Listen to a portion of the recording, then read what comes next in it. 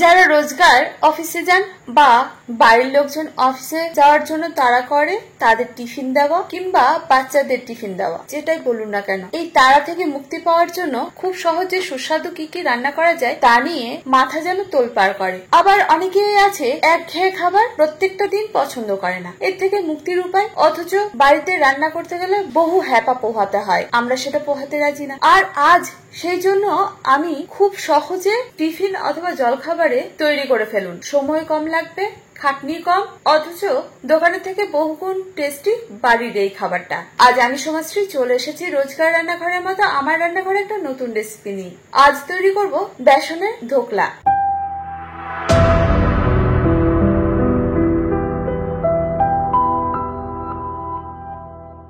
এর জন্য লাগবে 1 কাপ বেসন, হাফ ইঞ্চের মতো আদা, স্বাদ অনুযায়ী কাঁচা লঙ্কা, হাফ চা চামচের থেকে একটু কম হিং, আর লাগবে একটা ইনো। প্রথমে একটা বড় পাত্র নিতে হবে যেখানে বেসনটাকে ব্যাটার বানানো যাবে, আর বেসনটাকে ব্যাটার বানানোর জন্য ছেঁকে নিতে হবে ছাঁকনির সাহায্যে। এর ফলে ধোকলাটা খুব ভালোভাবে তৈরি হবে। এই যে দেখুন বেসনের মধ্যে কত লাম্পস থাকে না, এগুলো খুব ভালোভাবে মিক্স করা যায় যদি আপনি ছেঁকে নেন, আর যদি না ছেঁকে নেন তাহলে ধোকলাটা অত স্পঞ্জি হবে না। এখন সমস্ত বেসন আমার ছেঁকে নেওয়া হয়ে গেছে। এর মধ্যে দিয়ে দিতে হবে বেশ কিছু উপকরণ। প্রথমে দিয়ে দিয়েছি নুন, হিং, এবার দিতে হবে আদা আর লঙ্কার পেস্ট। চাইলে পেস্ট করে দিতে পারেন অথবা আমার মতো এরকম ভাবে থেতো করেও দিতে পারেন কিংবা মিহি কুচি করেও দিতে পারেন, যেটা আপনাদের সুবিধে মনে হয়। এই পেস্টটাকে দিয়ে বেসনটাকে খুব সুন্দরভাবে মিক্স করে নিতে হবে। এরপর অল্প অল্প জল দিয়ে একটা ব্যাটার তৈরি করে নিতে হবে।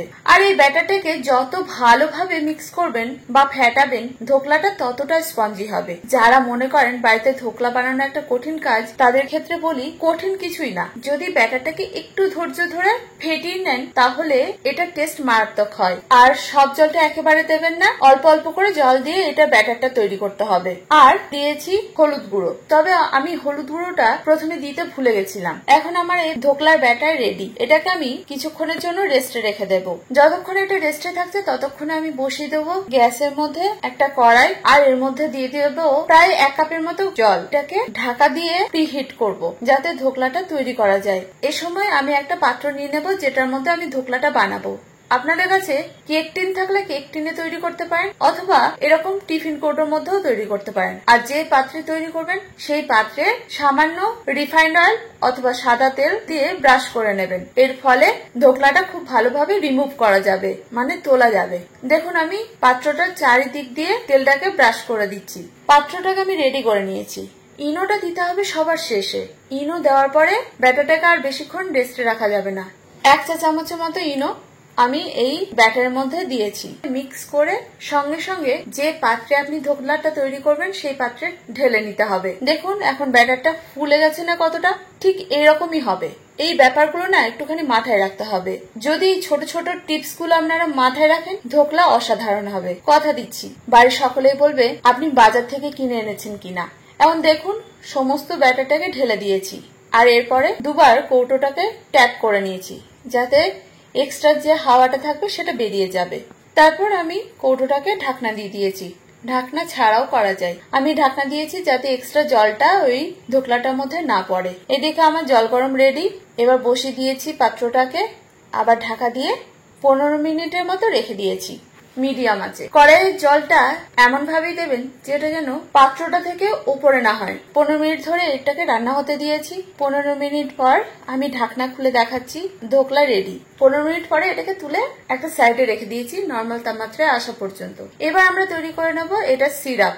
এর জন্য নিয়ে নিয়েছি আমি 2 চামচ চিনি, কিছুটা কারি পাতা, 1 টেবিল চামচ মতো লেবুর রস, 1 চা চামচের মতো কালো সর্ষে, আর স্বাদ অনুযায়ী কাঁচা লঙ্কা। এবার কিভাবে তৈরি করবেন, এর জন্য একটা পাত্র গরম হতে দিয়েছি হালকা আছে, আর এর মধ্যে 1 চামচ মতো সাদা তেল দিয়েছি। আর এই তেল গরম হয়ে গেলে দিয়ে দিয়েছি প্রথমে সর্ষে, কারি পাতা, এটাকে একটুখানি নাড়াচাড়া করে নিয়েছি, আর এরপরে যোগ করেছি কাঁচা লঙ্কা। তবে কাঁচা লঙ্কাটাকে একটুখানি চিড়ে দেওয়ার চেষ্টা করবেন। এগুলোকে আমি একটুখানি নাড়াচাড়া করে নিয়েছি। এরপরে যোগ করেছি প্রায় 1 কাপের থেকে একটু কম জল আর 2 টেবিল চামচ মতো চিনি। এটা ধোকলার জন্য অবশ্যই লাগবে।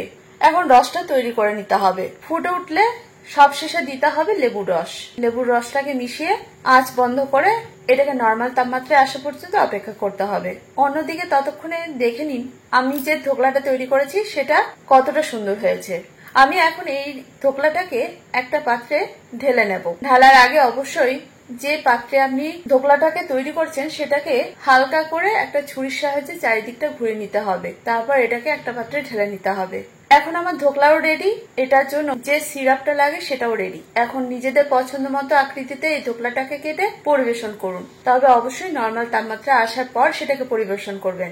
এই ধরনের সহজ সহজ রেসিপি আপনাদের কেমন লাগছে সেটা কিন্তু কমেন্টে জানাবেন। আপনারা কে কি ধরনের রেসিপি দেখতে চান সেটাও কিন্তু জানাবেন। যারা আজকেই প্রথম আমার ভিডিও দেখছেন তাদের কাছে আমার ছোট্ট অনুরোধ, ইউটিউব থেকে দেখে থাকলে চ্যানেলটাকে সাবস্ক্রাইব করবেন, ফেসবুক থেকে দেখে থাকলে পেজটাকে ফলো করতে ভুলবেন না।